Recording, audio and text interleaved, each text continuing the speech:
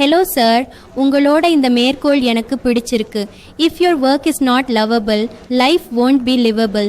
என்னோட கேள்வி என்னன்னா, நீங்கள் ஏதாவது ஒரு வேலை செய்யறப்ப அதில் மகிழ்ச்சியோ எக்ஸைட்மெண்ட்டோ வரலான்னா அதை மெச்சூரிட்டின்னு சொல்கிறதா இல்லை மனநோய் மாதிரி ஏதாவது பிரச்சனையா? நீங்கள் என்ன நினைக்கிறீங்க? எந்த வேலையும் உங்களுக்கு மகிழ்ச்சியோ ஹாப்பினஸோ சந்தோஷமோ கொடுக்க போறதில்ல, கண்டிப்பா கிடையாது. வேலை ஒரு ப்ராடக்ட், அது ஒரு சாய்ஸ். நீங்க குத்து மதிப்பா ஏதாவது ஒரு வேலையில இறங்கிட முடியாது.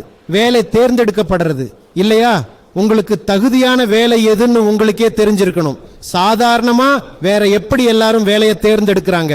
என்னோட அம்மா டென்டிஸ்ட், என்னோட அப்பாவும் டென்டிஸ்ட், எனக்கு ஏற்கனவே கிளினிக் இருக்கு, அதனால நானும் டென்டிஸ்ட் ஆகிறேன். இந்த வேலையில என்ன சாய்ஸ் இருக்கு சொல்லுங்க?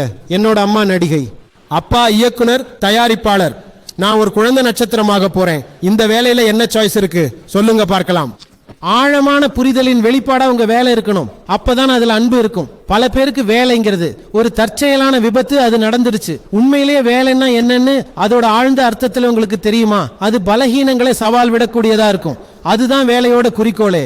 ஆனா பெரும்பாலானவங்களுக்கு வேலைனா பிழைப்புக்கான வழி. நான் ஒரு இடத்துக்கு போவேன், அங்க போய் நேரத்தை செலவு செய்வேன், அப்புறம் எனக்கு சம்பளம் கிடைக்கும். அது வேலையே கிடையாது, பிழைப்புக்கான வழி.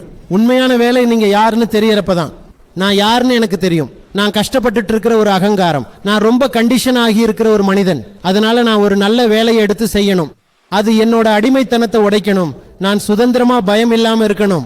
என்னை அந்த அளவுக்கு உச்சத்துக்கு கொண்டு போகணும். அதுதான் உண்மையான வேலை.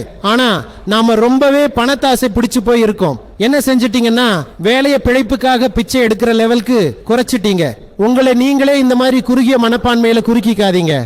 அப்புறம் பிழைப்பை பத்தி அதிகமா கவலைப்படாதீங்க. நீங்க உங்களுக்கு நல்லது செஞ்சீங்கன்னா கண்டிப்பா மற்றவங்களுக்கும் நல்லதா தான் இருக்கும். உங்க வாழ்க்கைக்கு தேவையான அளவுக்கு பணம் இருக்கும். அதை விட உங்களுக்கு அன்பு இருக்கும். அன்பு இருந்தா போதும், உங்களுக்கு அதிகமா பணமும் தேவைப்படாது.